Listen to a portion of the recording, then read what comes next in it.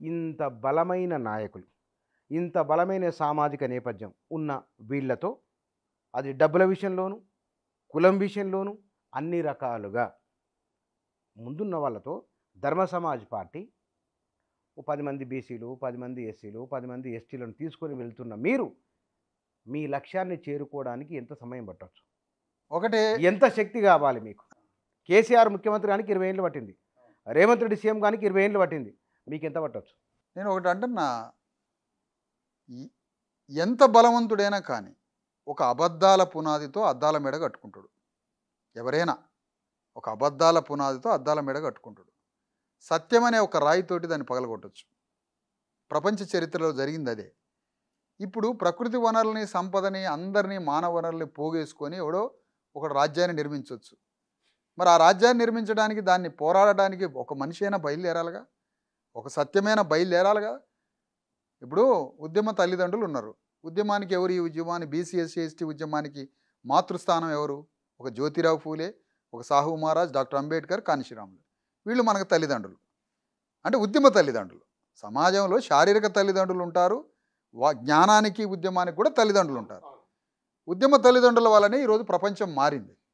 ప్రపంచం మారి నువ్వు నేను మాట్లాడి ఈ హక్కులు పొంది కొద్ది భోజనం ప్రపంచవ్యాప్తంగా ప్రపంచాన్ని మార్చడానికి కూడా కన్నపేగు తల్లిదండ్రులు ఎట్లా బిడ్డల కోసం దుఃఖపడతారో, సమాజంలో ఉన్న పీడితుల కోసం కూడా దుఃఖపడే తల్లిదండ్రులు ఉంటారు. చాలా ముఖ్యమైన విషయం ఇది. అట్లా బాధపడ్డ వాళ్ళలో డాక్టర్ అంబేద్కర్ కావచ్చు, మార్క్స్ కావచ్చు, జ్యోతిరావు ఫూలే కావచ్చు, అనేక మంది ఉండొచ్చు. అట్లనే మనకు ఉద్యమ తల్లిదండ్రులు ఉన్నారు. జ్యోతిరావు ఫూలే, డాక్టర్ అంబేద్కర్, కాన్షీరాములు. మరి వాళ్ళు ముగ్గురే ఉన్నారు. ఊరు మొత్తం మంది బలంతో పెద్ద బలం అవతల ఉందని నన్ను నా తల్లిదండ్రుల పక్షాన ఉండాలా? అవతల జనం ఉన్నారు, మంది ఉన్నది, మార్బలం ఉందని నేను అవతలకు పోవాలా? ఇక్కడనే ఉండు. ఇక్కడ ఇప్పుడు అంటే పక్కవాడు పరిగెడుతున్నప్పుడు 100 కిలోమీటర్ల వేగంతో పరిగెడుతున్నప్పుడు మీరెంత వేగంతో వెళ్తారు? మీకున్న శక్తి ఏమిటి? మీరు వెళ్తున్న శక్తి సామర్థ్యాలు. అవును. ఇప్పుడు వాళ్ళకి హెలికాప్టర్ ఉండొచ్చు, నేను సైకిల్ మీద ప్రయాణం చేయొచ్చు, కాదనట్లే. కానీ ప్రయాణం చేయక తప్పదు, పోరాటం చేయక తప్పదు, భావజాల వ్యాప్తి చేయక తప్పదు. నా దగ్గర ఉన్న సాధనాలతో నేను ప్రయాణం చేస్తా. నా దగ్గర 90 మంది జనం ఉన్నారు. నేను 90 మంది దగ్గర తలా 10 రూపాయలు అడుగుతాను. నేను సైకిల్ మెయింటైన్ చేస్తా, లేకపోతే ఒక చిన్న చిన్న సాధనాలు మెయింటైన్ చేస్తాను. కానీ పోరాటము, యుద్ధము తప్పదు. ఒక్క దగ్గర నుంచైనా తప్పదు. ఒక కబీర్ యొక్క ఆలోచన, కబీర్ యొక్క ఆలోచన శివాజీ రాజ్యానికి పునాదైంది. గుర్తుపెట్టుకోవాలి మనం. ఒక బుద్ధుడి ఆలోచన సమ్రాట్ అశోక చక్రవర్తి రాజ్యానికి పునాదైంది. అది ఆలోచించాలి మనం. డాక్టర్ అంబేద్కర్ యొక్క ఆలోచన కాన్షీరామ్ సృష్టించిన రాజ్యానికి పునాదైంది. మనం అది ఆలోచించాలి కదా. అంటే ఒక థాట్ పొలిటికల్ థియరీకి, పొలిటికల్ కింగ్డమ్కి ఎస్టాబ్లిష్ అయింది. భావజాల వ్యాప్తి ఇక్కడ ప్రధానం కదా. అందుకని నేను ప్రయాణం చేయక తప్పదు. ఎందుకంటే కాన్షీరామ్ యొక్క రథం, కాన్షీరామ్ ప్రయాణం అస్తవ్యస్తంగా అయిపోయింది. కాబట్టి ఈ రథాన్ని తెలంగాణలో నడపాలనుకున్నాం, నడుపుతున్నాం. ఇప్పుడు విశారదన్ మహారాజు ఉపన్యాసం ఇస్తే చాలా గాఢత ఉంటుంది, లోతైన విషయం ఉంటుంది, ఇందులో సందేహం లేదు. విమర్శించే వాళ్ళు విమర్శించవచ్చు, మంది అనొచ్చు. నా పరిశీలన ఇది. మీరు 1,00,000 మందిని 1 గంట సేపు మీరు మెస్మరైజ్ చేయగలరు ఉపన్యాసంతో. ఎన్ని ఓట్లు వేయించుకోగలరు? అంటే నా ప్రజలకి చైతన్యం రావచ్చు, కానీ చైతన్యం ఓటు రూపంలో మారాలంటే 2-3 మార్గాలు ఉంటాయి. ఒకటి, ఒక వాటర్ ట్యాంక్ ఉన్నది. ఒక వాటర్ ట్యాంకులో నీళ్లు ఉన్నాయి, లేదా ఒక చెరువులో నీళ్లు ఉన్నాయి.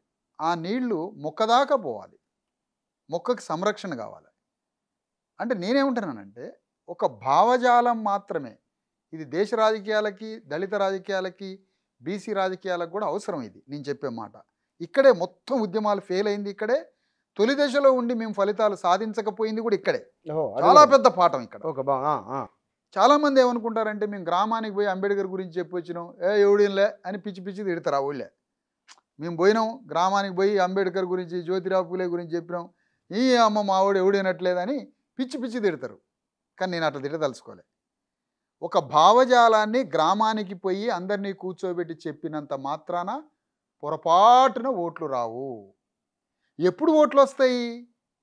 ఆ గ్రామంలో ఉన్న బీసీ ఎస్సీ ఎస్టీలు పరాజితులు, బానిసలు భూమి లేని, జ్ఞానం లేని, తెలివి లేని, ఆధారపడేటువంటి ఆ గ్రామంలో రెడ్డి, రావులు, వెలమ రాజకీయ నాయకుల మీద ఆధారపడి తమ దైనందిన జీవితాన్ని వాళ్ళ మీద ఆధారపడి బ్రతికేటువంటి కూలీ నాలి చేసుకునే కష్టజీవులు. ఈ కష్టజీవుల దగ్గర పోయి అంబేద్కర్ గురించి, కాంశీరామ్ గురించి అర్ధగంట చెప్పగానే ఓట్లు వస్తాయా? రావు. ఆ ప్రజల్లో నుంచి ఒక వీరుడు పుట్టాలి గ్రామంలో. ఆ ప్రజల్ని కూడగట్టి ఆ ప్రజలకి సామాజికంగా, రాజకీయంగా ఆ ఊర్లో ఉన్న రెడ్డి, వెలమ, భూస్వాములకి అభిముఖంగా నా ప్రజల తరఫున లీడర్ ఉండాలి. ఆ ఊర్లో కర్ర పట్టుకుంటే కర్ర, మాటకి మాట, యుద్ధానికి యుద్ధం. ఆయన మా ప్రజల్ని తీసుకుపోయేదైనా రేషన్ కార్డు లేకపోతే ఎక్కడికో ఎంఆర్ఓ దగ్గర తీసుకుపోతే నా ప్రజల్లో నుంచి కూడా ఒక లీడరు ఓ రేషన్ కార్డు కోసం పోవాలి. నా ప్రజల మీద దాడి జరిగితే ఆ దాడిని ప్రతిదాడి అంటే ప్రతిదాడి కాదు, అక్కడ డిఫెన్స్ చేసుకొని ఆత్మరక్షణ పోరాటం కూడా చేయాలి. అంటే ఆ ఊర్లో నా ప్రజల మీద నిత్య కృత్యంగా దాడులు చేస్తూ, అవమానాలు చేస్తూ, దోపిడీ చేస్తూ నా ప్రజల్ని పట్టి పీడిస్తున్నటువంటి ఆ దొరల మీదికి నా ప్రజల్లో నుంచి అభిముఖంగా ఒక వీరుడు పుట్టినప్పుడు మాత్రమే నా ప్రజల ఓట్లు వస్తాయి. అప్పటిదాకా నాకు ఓట్లు రావు. నేను చెప్తున్నా. బాగుంది. ఇక్కడ దళిత ఉద్యమాలు అక్కడే ఫెయిల్ అయినాయి. ఎస్, ఇక్కడ తెలంగాణ ఉద్యమంలో జరిగిన ఒకనొక గొప్ప ప్రయోగం, మహాద్భుతమైన ప్రయోగం ఏమిటంటే కేసీఆర్ గుప్పెడు ఆయన మాటలు చెప్పుకున్నా సరే నిజంగానే కొద్ది మందితో ప్రారంభం, మనందరికీ తెలిసిన విషయం అది. అతను భావవ్యాప్తి చేయడం, సమీకరణ చేయడం, అంబేద్కర్ చెప్పిన సిద్ధాంతాన్ని ఆయన బోధించు. అంబేద్కర్ది సిద్ధాంతం కాదు సార్, మొన్న కూడా ఎక్కడో విన్నా కేటీఆర్ది. బోధించు, సమీకరించు, పోరాడు అనేది అంబేద్కర్ సిద్ధాంతం కాదు, అంబేద్కర్ వర్కింగ్ స్టైల్, అది పని విధానము. అసలు ఎంత రాంగ్ చెప్తున్నారంటే డాక్టర్ అంబేద్కర్ ఫిలాసఫీ, అంబేద్కర్ సిద్ధాంతము స్వేచ్ఛ, సమానత్వము, సౌభ్రాతృత్వము, పార్లమెంటరీ ప్రజాస్వామ్య, గణతంత్ర రాజ్యమే అంబేద్కర్ సిద్ధాంతము. బోధించటము, సమీకరించటము, పోరాడడం అనేది అంబేద్కర్ వర్కింగ్ స్టైల్, అంటే పని విధానము. ఓకే, దాని సిద్ధాంతం అనొద్దు. అంబేద్కర్ సిద్ధాంతానికి 1000 నిర్వచనాలు ఇస్తున్నారు. ఆ గంటా చక్రపాణి గారు కూర్చున్నారు, కనీసం దాన్ని ఆపోజ్ చేయాలన్న వారు. గంటా చక్రపాణి గారు 30-40 ఏళ్ళ అంబేద్కర్ మార్గంలో ఉన్నప్పుడు బోధించు, సమీకరించు, పోరాడు అనేది సిద్ధాంతం కాదు, అంబేద్కర్ యొక్క వర్క్ స్టైల్. డెమోక్రాటిక్ సిస్టంలో అది వర్క్ స్టైల్. అది స్టాలిన్, మార్క్స్కి అది వర్కింగ్ స్టైల్ కాదు, అక్కడ వర్కింగ్ స్టైల్ వేరే.